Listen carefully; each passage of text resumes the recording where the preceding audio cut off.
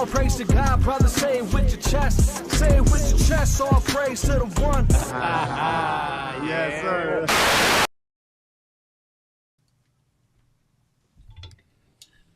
All the way over here. Back in the cockpit. AC Sports Live. Episode 17, Season 6. Like we never left. Back in the trenches. Back in the mix. Hey, J-Mo. Full image 360 in the building. Dr. Frazier is in here. Cleaner than the Board of Health. Once again, thank you, sir. He is a faithful member of Christians Community Center of Los Angeles, also affectionately known as 3CLA, the church off of Lakewood and Willow. Come visit us on 3960 East Gilman Street. We are Word Ministry, y'all.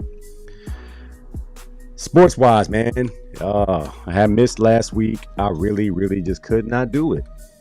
As you all know, I'm coaching high school football again.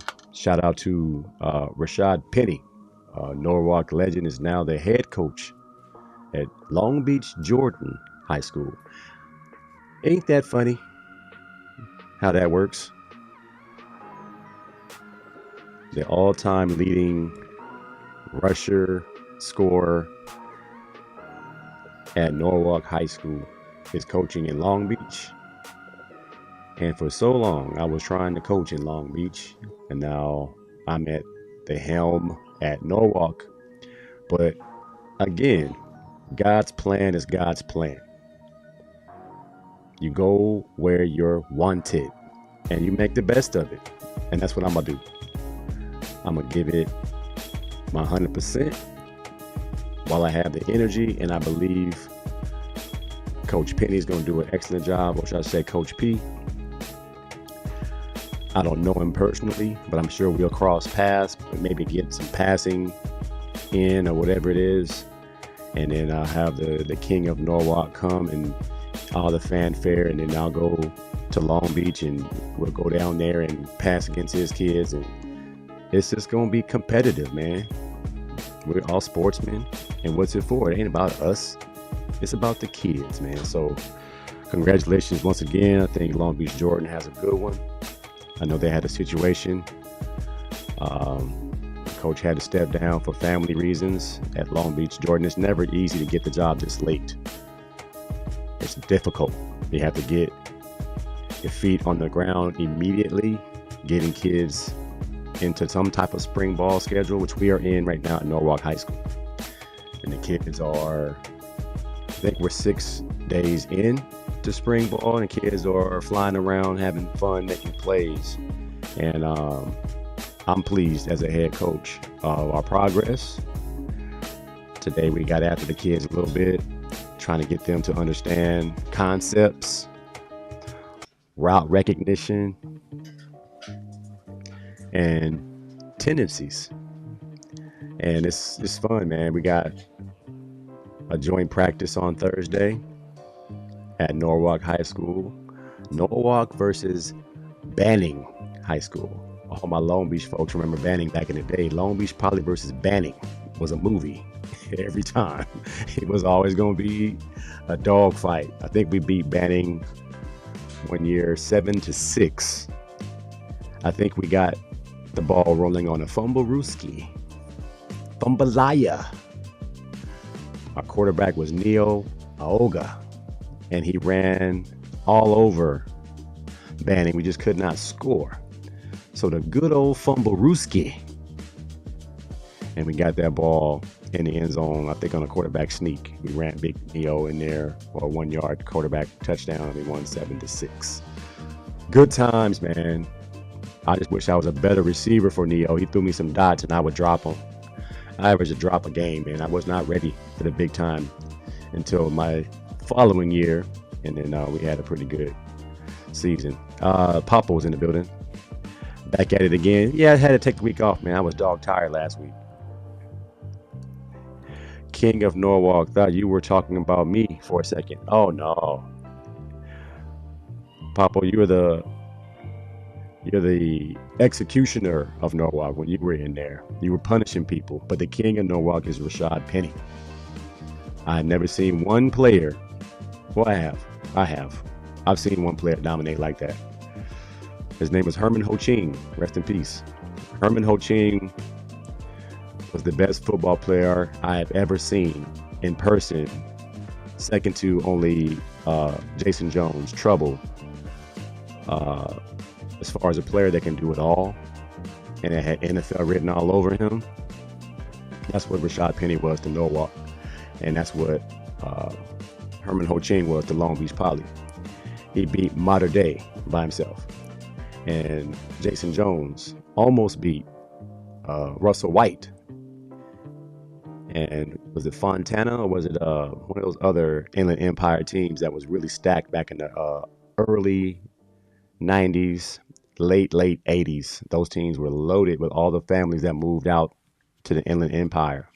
And you saw all those powerhouses of Fontana and Eisenhower. Those teams start getting super powerhouse level. They reached up to the Long Beach Poly level, which is the top of the top, where we were smashing everybody.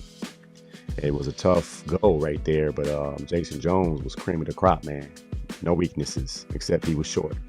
But he was still the biggest player on the field.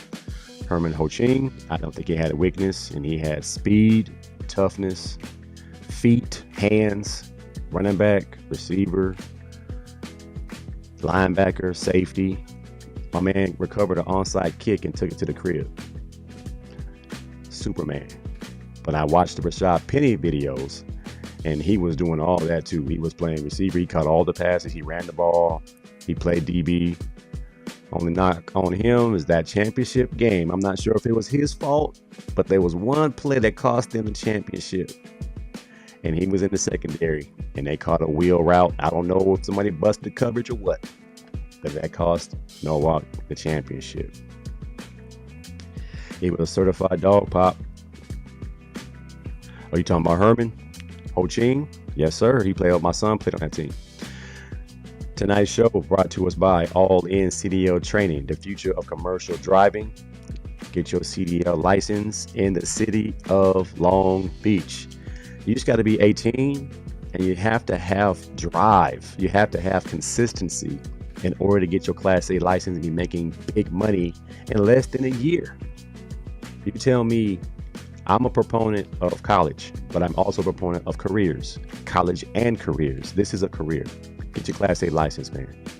You don't have plans. All my seniors that are graduating in about 2 weeks, I asked them, what are your plans?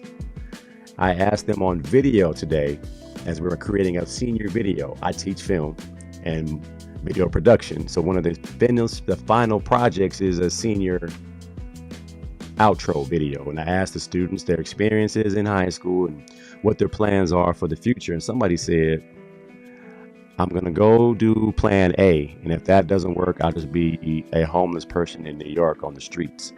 I had to just chuckle a little bit because plan B is not in place.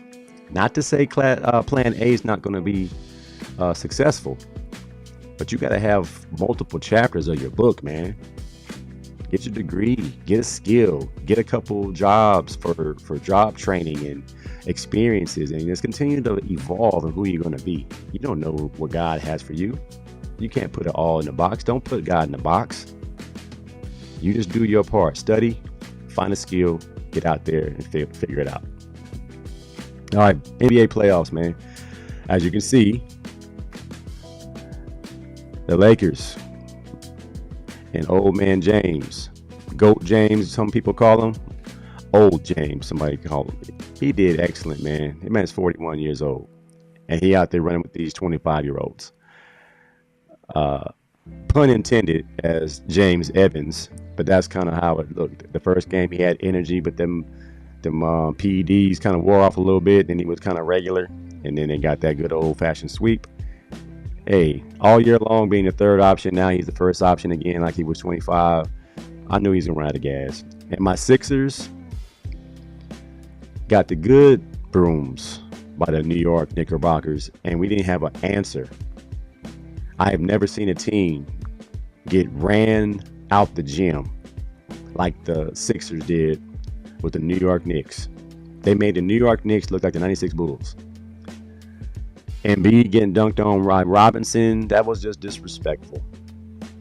They made 25 threes. I think they broke a record. They had 100 points in the first quarter. Jalen Brunson just running down the field, running down the court, throwing up his three. McBride didn't miss a three till the third, fourth quarter. There's no need to even look at the scores, man. 2 sweeps, going fishing, all that good jazz. Now what?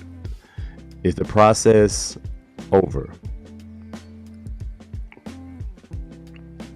It's so hard to close a chapter on a legend, an MVP who has glimpses of being who he once was. Joel Embiid is going to go down to one of those what if stories.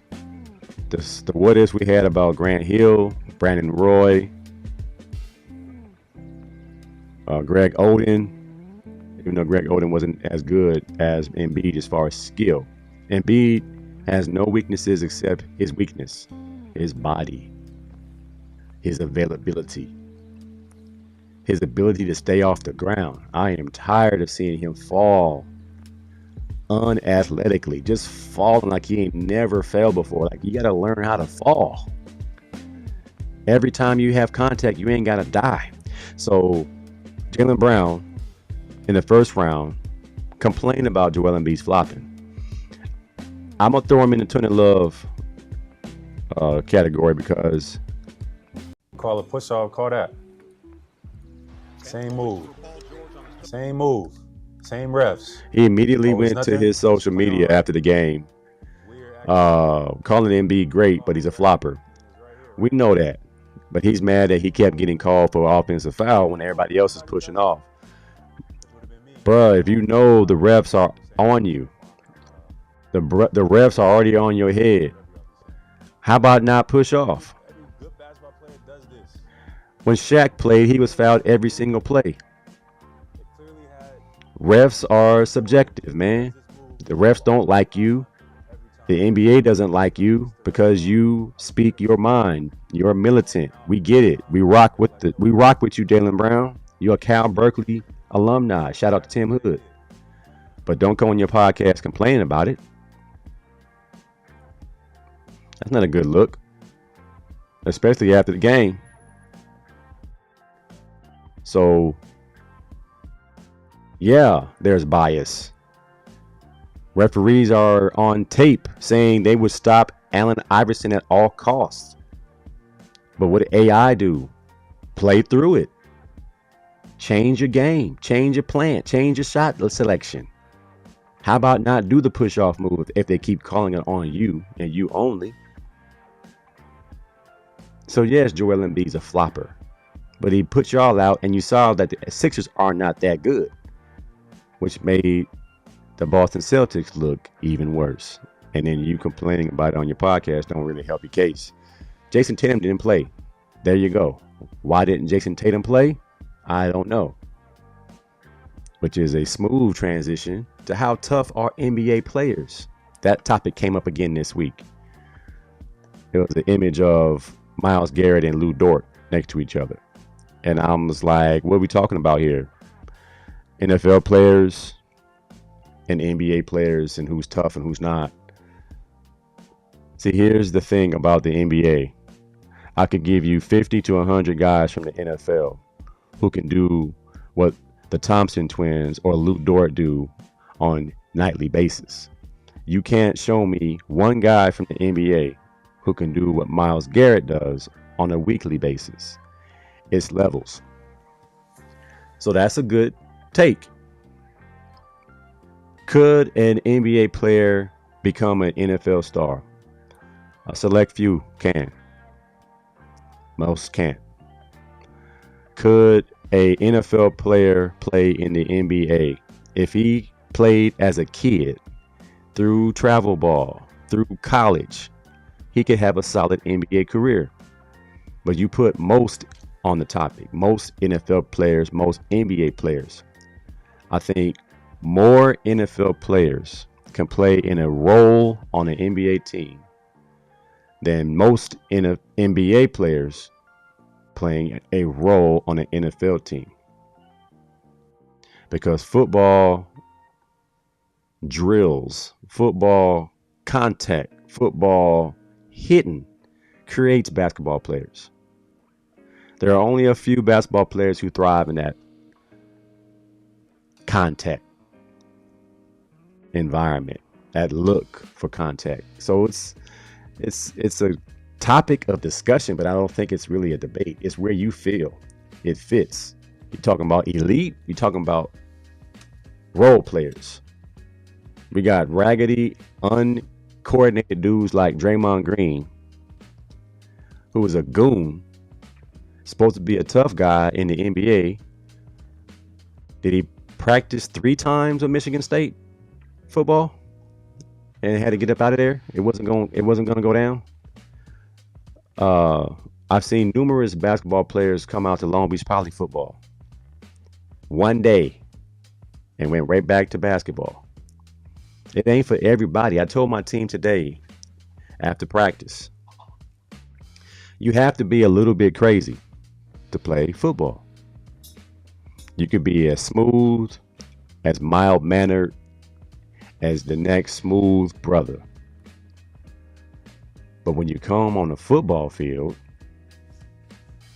you have to turn on a switch and be a little bit crazy and like to hit somebody with your body and jar the ball loose, knock somebody down, and want some more contact. After your bell is rung, you see that light, your face mask is crooked, and you love it. If you've never played, you don't know. There's nothing like it. Even when you get hit real good, you got to say, hey, good hit. It ain't going to happen again. You got me that time. You have to be a little bit crazy to play football. And I just don't think basketball players are wired that way. There are some, but they played Pee-wee. They played all the way up through high school. Allen Iverson, Stave Bozeman, Anthony Edwards. Some of these guys were elite football players and chose basketball because basketball has a lot more money, a lot more visibility. NIL out of high school, there's a lot more money. When they told Allen Iverson you're playing basketball, that was the right decision. Would have he been a great corner? Oh, absolutely. A 6-foot guy with the wingspan of a 6'5" guy. You see how long Allen Iverson's arms are? If he was in press technique with his speed and his arm length, he'll be jamming dudes from two yards away. He wouldn't even have to move his feet. He would just reach out and jam. That's the stuff that people look for. Another topic of discussion. Is it easier to be drafted as a wide receiver or a DB? And I'm going to say nothing is easy, but it's more likely that a defensive back be drafted without the fanfare than a receiver who has all the stats, size, ability, but not that it. My argument, I jumped on, I said the cachet was not there for Nick Nash out of San Jose State last year. All-time leading receiver, San Jose State. Big, strong, fast jumps. Not fast enough. Didn't do it against talent every outing. He did good against USC, but when he got deeper and deeper into the season, he was being locked up a little bit more than others. And then against Quinyon Mitchell, who played at Toledo. Quinyon Mitchell did not play at Alabama, but he was recruited by Alabama. Stayed at Toledo, locked up every number 1 receiver, didn't have the stats, but had the cachet. Became a first-round draft pick prospect. Big, strong, alpha personality, dog mentality, first day, I'm a guy type of guy. Drafted in the first round by the Philadelphia Eagles. Started day one, hasn't looked back since. Quinyon Mitchell and Cooper DeJean are the best two young corners in the league. Not the same college experience. My son played for San Jose State during the Nick Nash time. Nick Nash was Michael Jordan in San Jose. Did not get drafted, is struggling to stay active, while Quinyon Mitchell is a Pro Bowler. If he's not one yet, he's going to be. So likelihood, I say, not easier, because I know it wasn't easy. Nothing is easy after high school. It's going to be a dogfight till your opportunity comes. Nothing is easy. My man Eddie Tobin in the building. Knicks on fire. Lakers sweep. Spurs, Wolves, Cavs, Pistons. I'm going to go with Spurs, Knicks at this point, who I like if Wemby don't get thrown out anymore. I like Spurs, Knicks. OKC has a chance, just as the Cavs and Pistons have a chance. But I'm going to go with them Knicks, man. They look like they got something different. This is the best I've seen since the Patrick Ewing, Charles Smith days. This is the best Knicks team I've seen in a long time, even with Karl-Anthony Towns. Oh, my God. Oh, my God. Every time he gets touched. Oh, my God. Even with him, this Knicks team looks pretty good. All right. Somebody went viral on Twitch. That's cool. I don't know what that is, but hope it's nothing inappropriate. Unathletically falling down, uncoordinatedly, ungiftedly, hard to watch, like a baby deer. It's time to get Embiid up out of here, man. Dr. Frazier said JB push off his whole career. So you got to know how to put the chicken wing out there. You can't throw the whole chicken wing. You got to just give him the wing. You can't extend the wing. That's where JB go wrong. Everybody he was trying to point out was giving that attached shoulder chicken wing. I hope I'm not tweaking my mic too hot. I see it going to the red. Let me turn it down a little bit. Testing. Yeah, there we go. Yeah, that's a... You got to be a professional cheater. If you're going to push, chicken wing.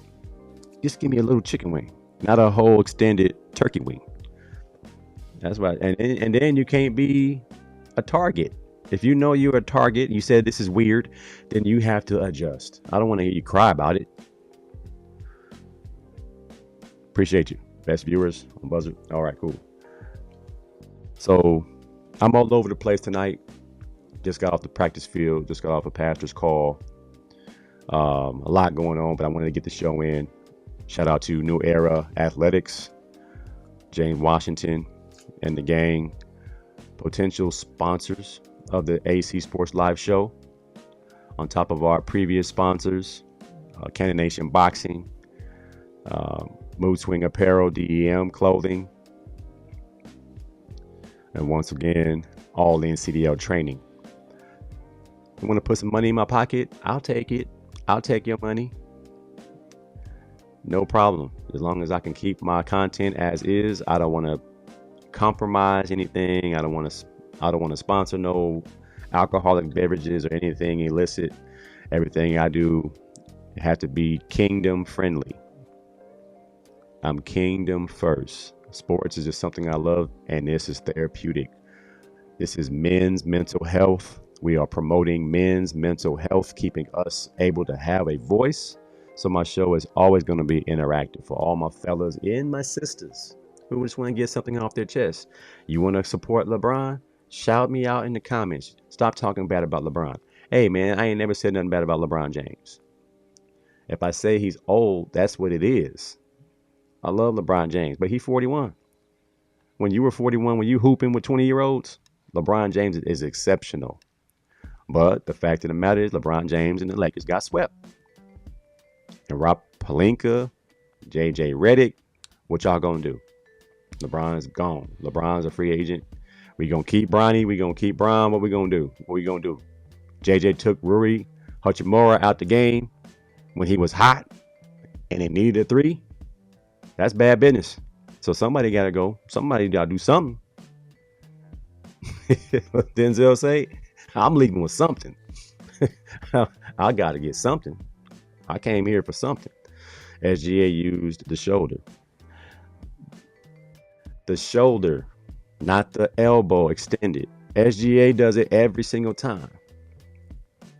We got confirmation. 6 p.m. Thursday. Norwalk hosts Batting Pilots football. Just a little 7-on-7 in team. Just a little friendly neighborhood shorts and shirts squabble on the football field. Should be fun. If you come through, I appreciate it. It's not a game. This is just practicing against another team. But you know how it can get when the opposition shows up and they're on your field and they're wearing a different color. Something has to rise up in you. Remember I said football players have to be a little bit crazy.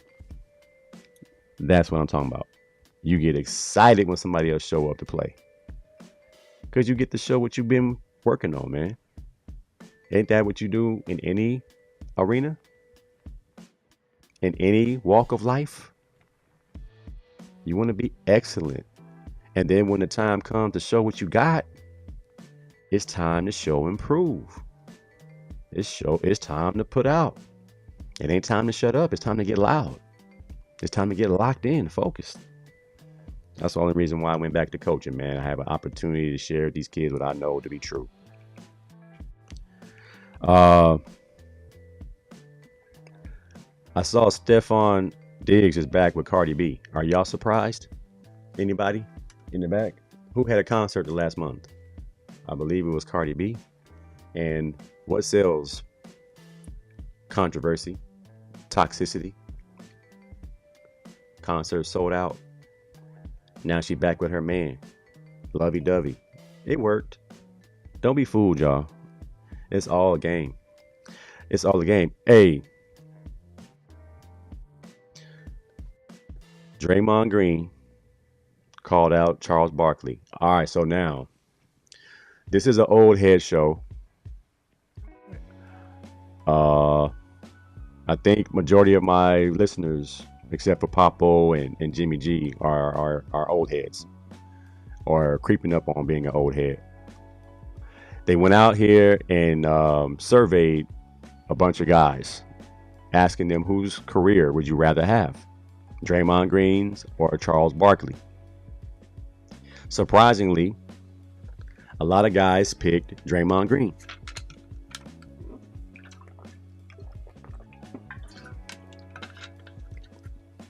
That's how we know there's a difference in ring culture and respect level of accomplishments. Charles Barkley, John Stockton, Karl Malone, all these Hall of Famers don't have championships because they had to face one of the GOATs who would not let them get a championship. Draymond Green said that, we are trying to avoid looking like Charles when he played for the Rockets.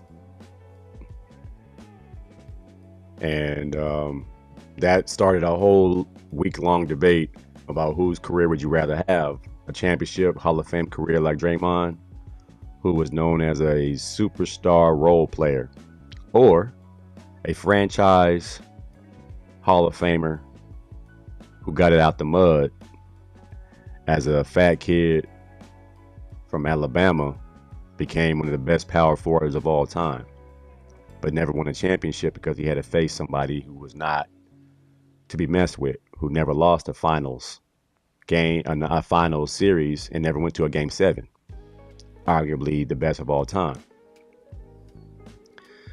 I think I would rather have Charles Barkley's career because he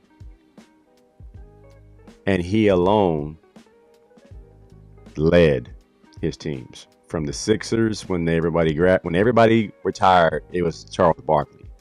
When he went to Phoenix and they had those championship runs, it was him. It was Charles Barkley. Dream Team, one of the leaders of that team, one of the best players in the world, Charles Barkley. Iconic, had his own shoe, had his own phrase. I am not a role model. Parents are role models. I'm only a basketball player. I'm not here to raise your kids. One of the baddest men on the planet during his heyday. Respected by all. Feared by all. No weakness in his game. Jumper, driving, handles, defense, perennial all-star, all-NBA, Charles Barkley versus Draymond Green. And the Austin Rivers debate is hilarious. Austin Rivers gave Draymond the business and read him up and down saying, hey, congratulations, you're going to the Hall of Fame as a perennial role player. Draymond is excellent in what he did. But even as a tough guy, I don't respect him because he never went after tough guys. He went after guys who would not fight back. Tough guys to me, Rick Mahorn, Charles Barkley, Anthony Mason, rest in peace, John Starks, even Dennis Rodman, who never fought, but he would start him. He would instigate him, but he would never throw a punch. He would only get in scuffles, but he went after everybody. Draymond is a bully who picks on guys who don't want to fight. From when he beat up his own teammate to when he choked Rudy Gobert. I think he's a simp. I think he benefited from the Golden State Warriors. Excellent shooting, Steph Curry, Klay Thompson, excellent coaching. With GM work, Mark Jackson put that team together. And then Steve Kerr kept it going. Our own GM, UCLA Bruin, kept that team going. So calling him lucky was probably the most appropriate term, the luckiest NBA player of all time. Because I don't think Draymond would be in the league if he didn't get drafted by the Golden State Warriors. I think he would have played about 3 or 4 years and his skill set would have ran out. But he got blessed. He played for the right team. But I would definitely take Charles Barkley's career. Championships, at the end of the day, it's cool. But Robert Horry got 7. Bill Russell got 11, and he don't get any GOAT votes. So, yeah, you got 4. But basketball-wise, all you really got is IQ. Because your jump shot is broke. Your defense, you're a thug. You're a bully. You're a goon. You have moments where you play good defense. Most of the time, you just roughhouse it. I do that. I'm a roughhouse player. When I got older, I was roughhouse. When I was younger, I was fast feet, guard anybody. When I got older, I just got a little bit more rough. That's who I play like. I play like Draymond Green right now. I'm 52. I'll play like Draymond Green. I'll bring it up and dish. I'll bring it up and hand off. I'll hand off to the guys that can play. So, yeah, give me Charles Barkley. The round mound of rebound. Philly and Phoenix, Barkley was a beast. Hey, man, just go back and watch film, man. Go put the film on. Put the film on. That's what I'm talking about. Put the film on. Over with. All right, man. Feel good story. So the Eagles drafted Orr Bernard, no NFL experience. Again, there's part of your argument that NBA players could play in the NFL and NFL players could not play in the NBA. The NBA is not drafting a kid who never played in the NBA. The NBA is not drafting a kid who's never played. But in the NFL, you can draft a kid who has never played because he got stories that inspire and make you believe with the right coaching, he has the intangibles. This story right here. So, Orr Bernard, the position coach said, "I've seen enough." Is $1,000 a year. He told me that the average income in his village in Nigeria, check this out, guys. The average income, we complain, the average income is $1,000 a year. One of the things he told me was that, Coach, I'm not going back to Nigeria. And I was like, well, what do you mean? He was like, I don't care what it takes. I'm not going back. His pops passed away, I think he told me about 2 years ago, and that really motivated him to just create change. So he saw this journey. He took it and he ran with it. Come on, you hear that, but everybody wants to see this dude succeed. Heck, you got nearly everybody on the Eagles. Hey, I'm willing to bet $2 that this kid plays this year and makes some plays. When you see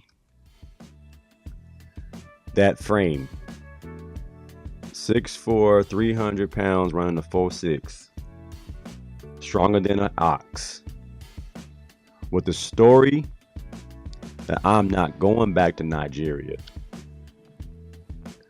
I'm not going back to being poor.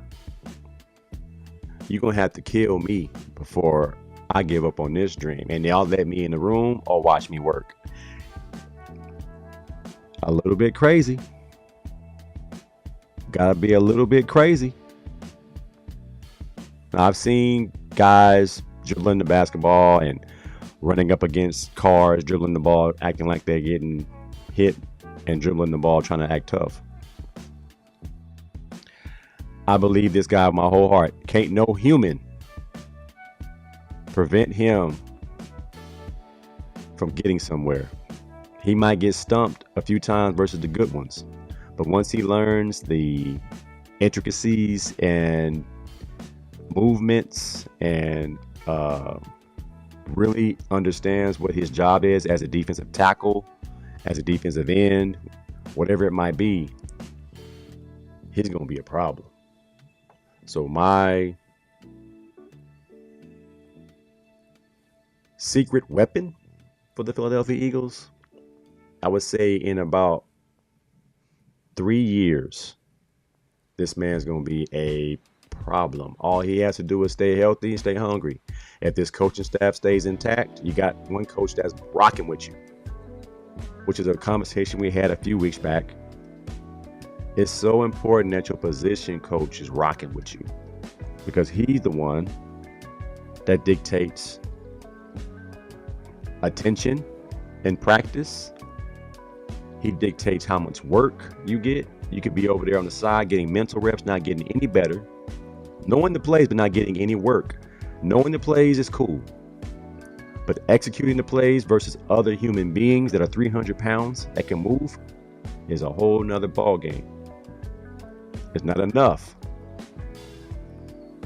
Case in point, I played receiver in high school. I went to UCLA. Got to UCLA, I had to meet Carl Greenwood from Texas. 6'1", 205, and the arms wingspan of a 6'5" dude.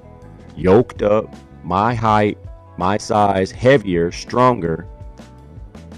And I had to run an outside release go route versus cover 2. And if you know the rules of cover 2, the corner's job is to not let you outside. The playbook said outside release go route. Sounds simple until you got to line up against a guy who got the goods. Understanding he got deep help, so he can be super aggressive, quick jamming, delay jamming, move his feet, jam me up out of bounds. Execution is different than knowledge of the game plan. So if this kid, or Bernard, learns basic, he'll be just like Jordan Mailata, the offensive tackle, the right offensive tackle of the Eagles. Never played football before, but he had all the intangibles, and now he's an all-pro because he learned. He didn't have any bad habits. He had all good habits because he learned good habits. That's so big, man. That's so big. On another note, I just found out that the Compton College athletic department, the sports teams, Compton College, is no longer the Tar Babes, the Tartars. So the Compton College Tartars is now the Compton College Coyotes. But the Compton High football team is still the Compton Tar Babes. I always had a problem with the Tar Babes because it would be slurred as Tar Babies. But Tar Babes, a little black child with a diaper on and a sword, is their mascot. I always felt some kind of way about that. I wonder if that was the reason why Compton College changed their name from the Tartars to the Coyotes. Does Compton High School change their name to the Coyotes, or are they going to stay the Tar Babes? What are we doing?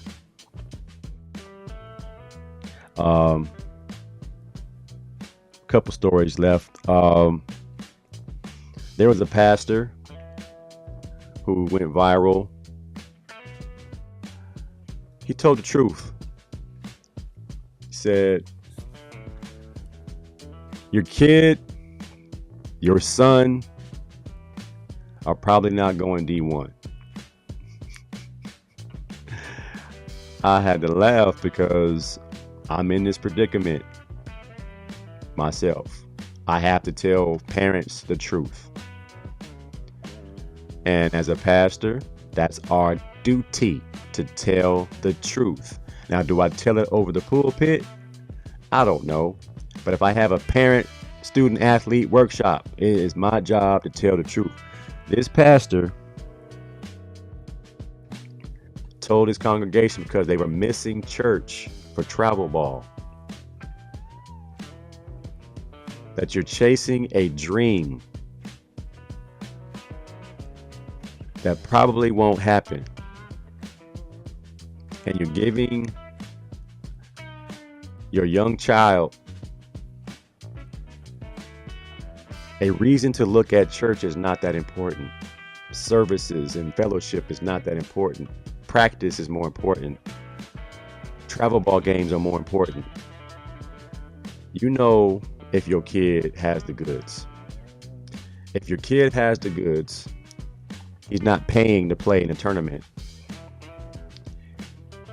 He doesn't have to play on Sunday.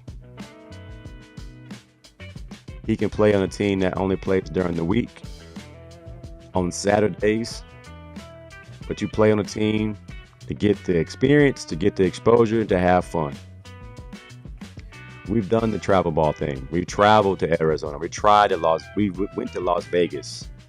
Those travel ball games are 45 minutes in basketball. Travel ball, baseball, forget about it. That's all day. Track and field, Saturday and Sunday. If your kid is fast, get him a personal trainer. Is it okay to miss Sunday service? Yes, but you can't make that what the kid knows to be true. At some point, that kid is going to grow up and not have that sport anymore, and then the fellowship of the believers on Sunday is not going to be in his DNA. It's going to be something he just says, I'll take it or leave it. So I think it's good that this pastor said what he said. I am all for supporting your kids and their athletic endeavors. However, I'm not missing what God has for me for a game that doesn't mean anything. Now, if you're in the NFL and this is your job, while you play in the NFL for the 5 or 10 years, You have church at a different time in the city that you live in. And when it's done, wherever you're going to live, you find yourself a church home and you're actively involved in your church. As if you're a believer. There are a lot of people who are out there saying they're spiritual and they don't go to church. That's fine. That's the life you chose. But for those of us who are believers who believe in the assembly of brothers and sisters in the church of Yeshua, you go to church, you participate, you're involved, you're showing the least amount of effort. The least you can do is attend. The next step is being involved, helping out, earning a job at the church, starting off as an usher or a deacon or a greeter, doing something to help the kingdom advance. This pastor just saying you're missing church for football, basketball, baseball, hockey, track, and your kid ain't even good. You go into a travel ball game and your kid plays 5 minutes. You need to be in church. Is this how it is? Your kid is not going to make it, and you should be in a league that plays on Tuesdays and Thursdays. Why are you playing on Sunday? You're not prime time. Nobody's watching. You're paying $25 to get in. You paid $1,000 to play. What are you doing? What's the priority here? Do you know if your kid got the skills? You know whether or not your kid got the goods. What could you want your kid to learn from the sport? Dedication, responsibility, accountability, teamwork, camaraderie, respect, all the things that you can know with a good coach and a good program, your kid will get that from that team. He'll make friends, she'll make friends, lifelong friends. They won't be alone. They're going through something hard. They'll look back on it. They'll see what they can accomplish. Now, as far as a D1 scholarship, in today's landscape, man, don't want to burst your bubble. The game done changed. The game has changed. So parents, be realistic about it. 1% goes pro. 2 to 3% play after high school. Let that sink in. Prioritize. And don't give your kids a false sense that this is going to happen in this manner. I'm not missing church for no travel ball games. Unless it's a family vacation and we all get something out of it. We're not driving to Las Vegas for the Bigfoot tournament. And it's 1,000 teams out there. And you ain't getting no college scouts talking to you. Priorities, parents, priorities. That's my Coach Cobb's corner. That's my Coach Cobb's corner. All right, so this story was interesting. I want to call it Snow Bunny Lessons. This is going viral. 2 sisters text messaging on how to get a professional player, to get them, to be wifed by them. And in this case, it's the African American athlete being hunted by the Caucasian females, also known as snow bunnies, by Dr. Umar. And the text message thread is hilarious. I'm not sure if you've seen it. Becky 1 versus Becky 2. I want a football player, says the baby sister of a big sister who has a football player already. I want a football player, NFL preferably, tall and chocolate. A tall and chocolate one. Like you did. I want your life. Big sis says that's easy. But you have to play your cards right. You can't be an emotional little girl. She says, teach me, in her little way. Big sis has a rundown on how to get the NBA, NFL Mandingo. He's the prize. Remember, he can change your life. You can't change his. Wow. Number 2, dealing with cheating. Don't look for it. Let it go. Wow. This is groundbreaking stuff here. P.S. He'll always be attracted to black girls. Activate that shenane in her by picking at her and let him see it. He'll ditch her quick. Wow.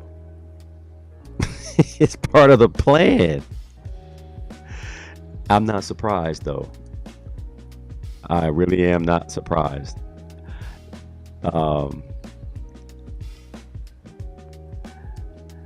It says if she's like us, it'll be harder because more than likely she's playing to win him too.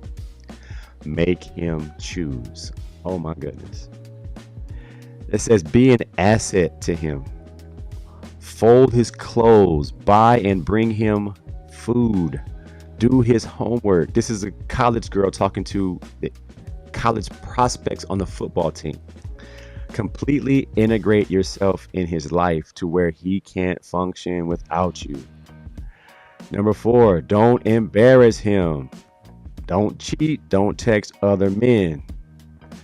His cute friends will try it. Oh my God. And of course, in the bed, she's telling her, do everything. Wow. And then information on how to handle mom. Do not tell his mom any personal info, especially something negative. She will tell his entire family and he'll blame you.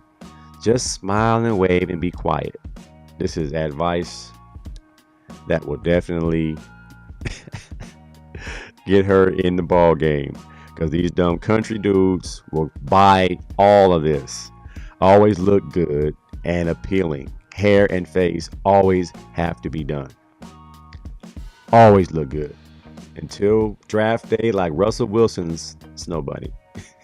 Push for marriage, or at least to have multiple kids, and you got them. Oh Lord.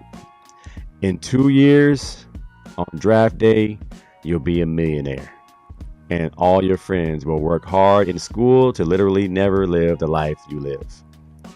It's so sweet and rewarding, Lex. I'm in Cancun right now. Ooh-wee. I know this is absolutely happening, and it's not just white girls. It's Instagram models. It's any opportunist trying to get a payday on these brothers.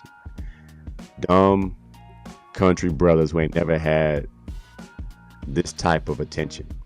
I'm telling my brothers from the country, my brothers from the city, to wise up. Choose. Don't let them choose you.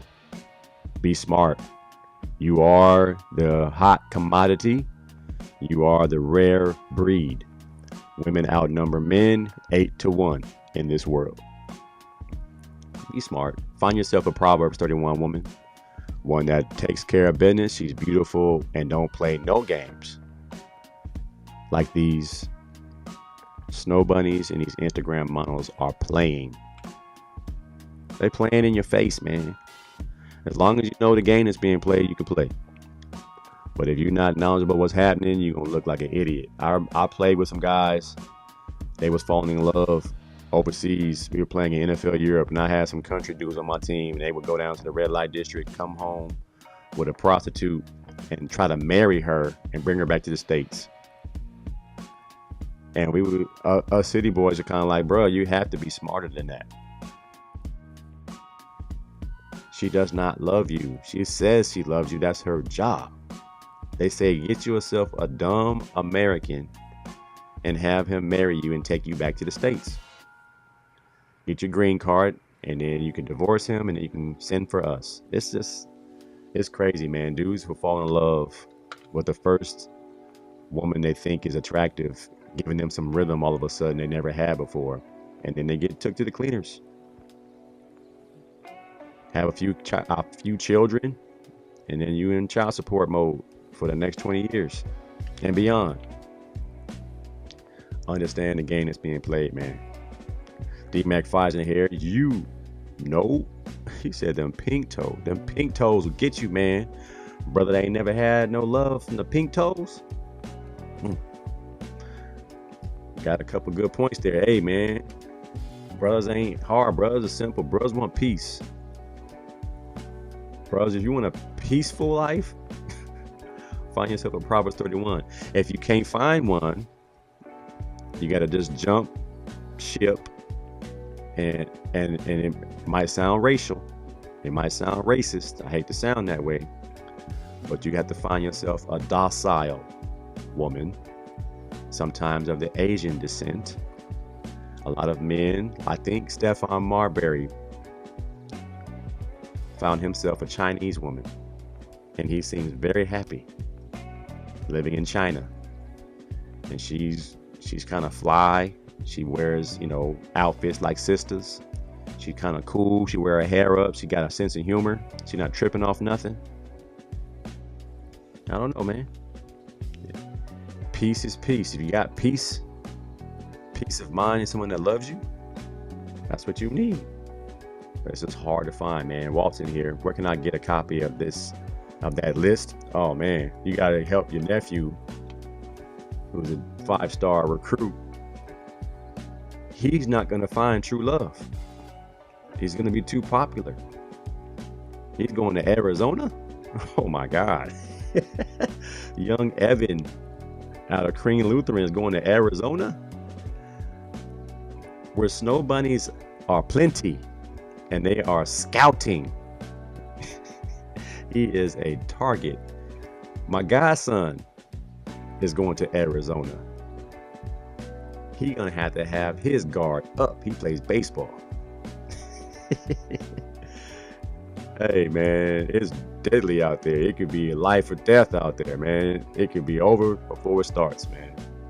Hey, man. Sad news. Memphis Grizzlies player is no longer with us. I believe I have a slide. Brandon Clark of the Memphis Grizzlies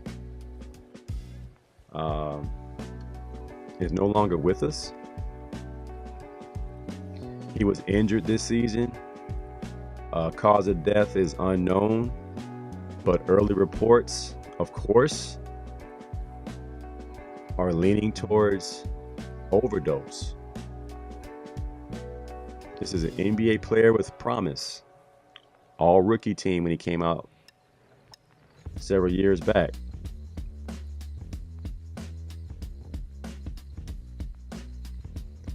And that's why men's mental health is so important. If this is true,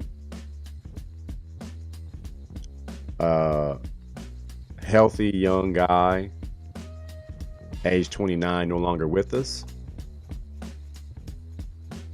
lets me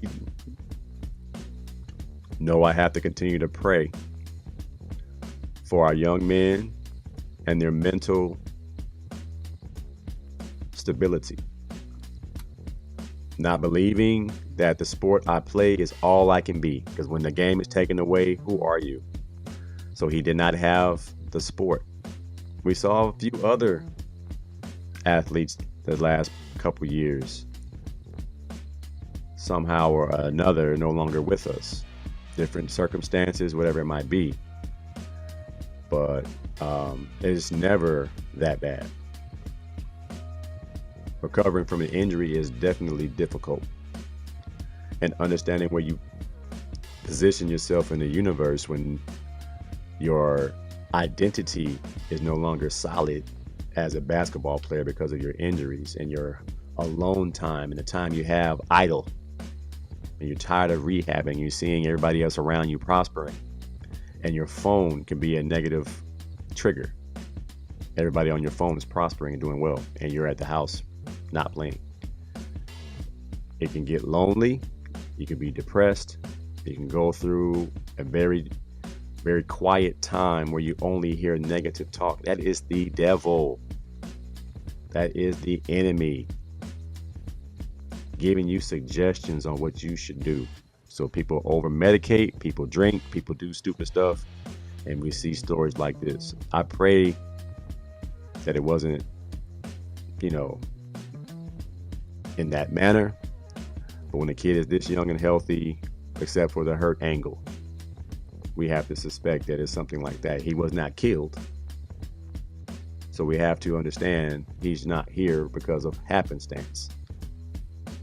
He's here in this situation probably based on mental health.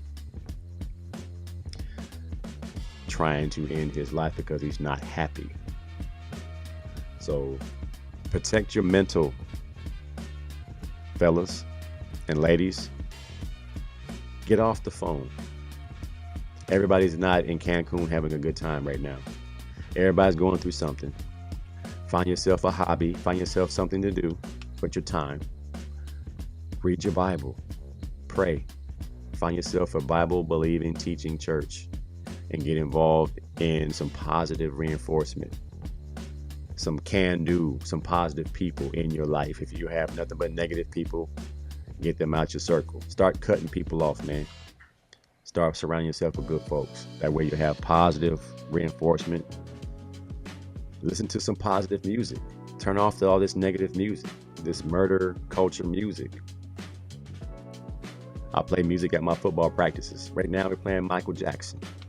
The movie was excellent. The movie was excellent. Shout out to Joe Jackson, the dad who pushed those kids. The more and more I see those stories, Michael didn't touch them kids. Michael was just forced to be a superstar at an early age, and he did not get a chance to just chill and decompress. Because Joe saw something in them kids and he pushed them. Did he push them too hard? Subjective. We had hard coaches too that would cuss us out, whoop us, everything. They pushed us because they knew we was going to be great. We lost one game as kids. We lost one game because we were being greedy and try to run the ball out the end zone, got a safety and lost. That's the only game we lost. But our coaches being mean, tyrants, pushed us to not let up. Our standard was very high. So look at Michael Jackson. His dad was very tough on him because he saw the talent in Michael. Could he have done it a different way? Probably. Like, I don't believe Beyonce and them got whooped like that, but they were pushed beyond their limits. So I think there's something there. Give Joe his flowers. I give the young actor who played Michael a good job because he did a good job. Once we stop looking and saying he don't look like Michael, you start getting into the role and you started believing that he was Michael. He channeled him like all these other impersonators. They're channeling Michael Jackson. Good flick. I don't know if there was any cuss words in it. I think it was a couple by Mike Myers, Austin Powers. He was in there, but the movie itself was pretty good. I heard part 2 gonna be a monster because part 2 gonna get into the other stuff we didn't see. I really enjoyed it more than my person sitting next to me, some lady who didn't have any rhythm, because me and my family was bopping to the beat. All the Michael Jackson songs was hidden, and she was sitting there trying to be stuffy and not moving. So it was not funny at all. I appreciate you, Dr. Frazier. You be blessed, my son, my brother. He said he with an Asian. Oh yeah, he's chilling. He's chilling and living a pretty cool life. I'm not mad at it, but I still love my African queens, mine in particular. Going out, man, it's unk season. If you're over 60, there's still 37U. Ain't never too late. But I would suggest you shouldn't smoke on the football field. And if you got that habit, no cancer sticks, man, on the football field. That's diabolical. Come on, man. We got to do better, unks. 37U. All right, man. I'm on my way out. Go find something to eat. I think my wife made spaghetti. I'm going here and grab a bowl. Y'all have a blessed day. Blessed evening. Again, Thursday, 6 p.m. Norwalk High School versus Banning. Just a throwing practice. Just throwing. 7-on-7 and 11. Little team. Little 7-on-7. some one-on-ones, see what's popping, see what Norwalk got. It's not your daddy's Norwalk. We do a little bit different now. A little bit more exciting now. Kids are doing good. Coaches out here coaching. Technique is being taught. Guys flying around having fun. Can't wait to see it. All right, man. I'll holler at y'all. Y'all have a blessed day. Happy belated Mother's Day to all the mothers out there. And I'll see you next time. Same bad channel, same bad time. I'm out.